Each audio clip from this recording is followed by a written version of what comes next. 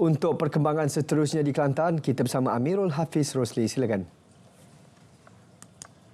Peningkatan jumlah kes kesalahan seksual di Kelantan sepanjang tahun lalu membimbangkan. Biarpun pelbagai usaha serta penganjuran program dilaksanakan termasuk di peringkat sekolah bagi membantras kegiatan sosial yang memudaratkan. Laporan lanjut bersama wartawan Fikri Zaid.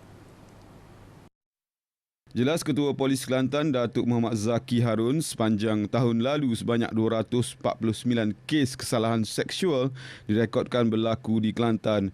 Ia meningkat sebanyak 52 kes berbanding 197 kes tahun sebelumnya. Sebanyak 115 kes rogol dicatatkan tahun lalu, manakala 36 kes bagi kes cabul, 17 kes sombang mahram, 8 kes liwat dan 73 kes AKSTK. Daripada jumlah itu, 154 kes melibatkan mangsa berusia 16 tahun ke bawah berbanding 117 kes melibatkan usia sama pada 2022. Menurut pengarah JKM Negeri Said Sidup, kalangan mangsa datang dari pelbagai latar belakang keluarga dengan kebanyakan kes melibatkan pelaku yang rapat atau dikenali mangsa. Pertama sekali kita akan selamatkan kanak-kanak itulah.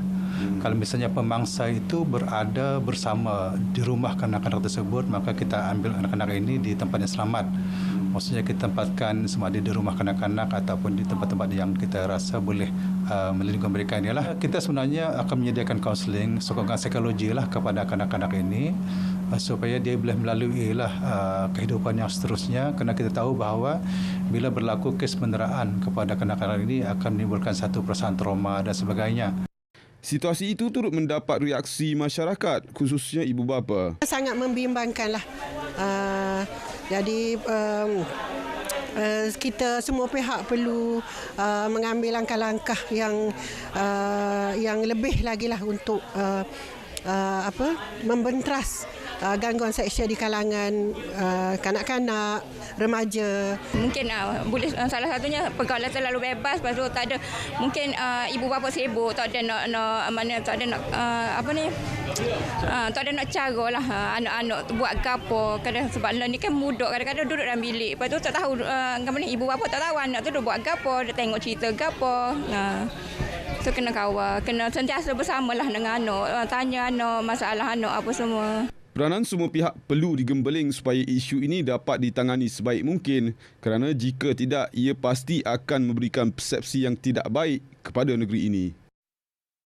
Kemeriahan sambutan Tahun Baru Cina tidak lengkap tanpa persembahan tarian singa yang menjadi warisan serta lambang kebudayaan masyarakat Cina.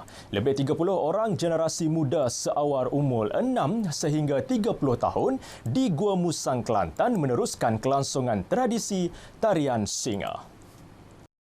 Jelas tenaga pengajar dan ahli aktif pasukan tarian singa Tokong Kuantai Gua Musang, Chong Won Sun, mereka kini giat berlatih tarian singa untuk melakukan persembahan bagi menyambut kedatangan Tahun Naga mengikut kalender Komari Cina. Function dia saya tahu ada dua jenis lah. Satu ialah Raya Cina, kita akan buat macam menyambut Raya Cina kan. Dia tiap tahun raya kita akan buat. Lepas tu yang lama tak baik benda kasih buang lah, macam tu. Bising, buat bising sikit. Kalau saya memang suka orang muda datang mari join kita lah, sebab ini tradisi Chinese kan. Kita akan mau kasih dia masih hidup. Menjelang Tahun Baru Cina, latihan tarian singa akan diadakan 3 hari dalam tempoh seminggu. Sebab tradisi Cina, belajar dari kecil. Pukul 8 sampai pukul 10. Malam lah? Setiap hari ke macam mana? Hari Isnin, Rabu dengan Jumaat. Sebab orang muda kena belajar lah. Tradisional ni, orang tua tinggal lah. Mesti dengan protect ini tradisional lah. Pada tahun ini, pasukan tarian singa Tokong Kuantai akan membuat persembahan di sekitar Gua Musang bermula hari pertama sambutan Tahun Baru Cina sehingga perayaan Cap Gome. Gu Jajak merupakan program terbaru Kelantan FM yang menjadi medium mendekatkan stesen radio itu dengan pendengar di seluruh negeri itu. Wartawan Iliana Christina Ishak ada laporannya. Program Gu Jajak mula diperkenalkan pada tahun ini bertujuan menjelajah seluruh daerah di Kelantan. Malah perkataan jajak diambil daripada dialek Kelantan yang bererti berkunjung. Menurut penerbitnya, Azidi Abdullah, objektif program ini untuk merapatkan lagi hubungan antara pendengar dan penyampai radio. Kru Kelantan FM akan menjelajah ke 4 destinasi berbeza yang mempunyai tarikan tersendiri dalam tempoh sebulan.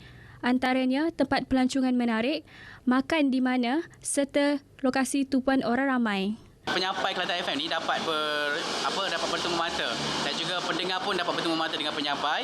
Jadi hubungan ni selebih macam dekat lagi lah. Okey, dan yang ketiga yang pastinya kita nak memberikan peluang kepada rakan-rakan strategik untuk mempromosikan produk mereka. Sementara itu, program Gu Jajak ini turut mendapat sambutan yang sangat baik daripada pendengar terdiri daripada pelbagai peringkat umur. Sebelum ni saya memang pendengar setia daripada saya sekolah rendah lagi untuk Kelantan FM ni, dan hari ini saya dapat dan saya tengok dekat Facebook, dan hari ini saya dapat berjumpa secara bersemuka dengan para penyampai Kelantan FM. Dari ceria pagi tu memang ada sama nama Podeng. Kalau Podeng ni lah Podeng Batu Pak tu.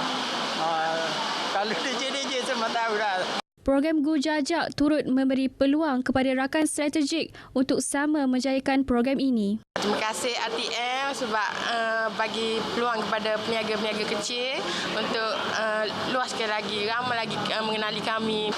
Inisiatif Turun Padang menerusi program baru Gu Jajak dapat mendekatkan lagi pendengar bersama juribah kegemaran mereka selain menjadi antara platform atau kaedah baru bagi rakan strategik dalam mempromosikan produk mereka.